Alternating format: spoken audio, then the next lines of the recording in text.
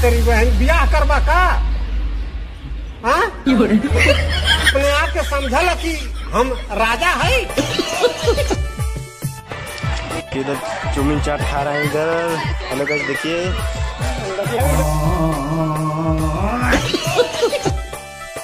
खाने का मन करेगा तो आ जाइएगा। इधर चश्मा वाली सैया लोग को देखिए, इधर कैसे पूरा हैंडसम लग रही है एकदम। इधर जींस वाली छपरी लोग को देखिए, इधर प्यारी प्यारी लग रही है। इधर देखिए थोड़ा सा मस्त। इधर देखिए, इधर छपरी लोग को कैसे डांस कर रही है। उन लोग को नाचने का कभी मौका मिलेगा तो आ जाइएगा इधर हम लोग का पुट्टो मेला में। और आगे का मेला दिखाते हैं आप लोग को।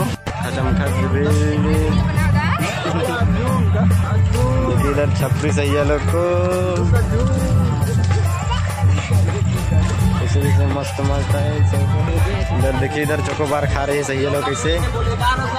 कतरी का गोदाम लगा हुआ है इधर, भाभी की देखा इधर गोदाम लगा हुआ है कैसे, कतरी का गोदाम देखते ना कितनी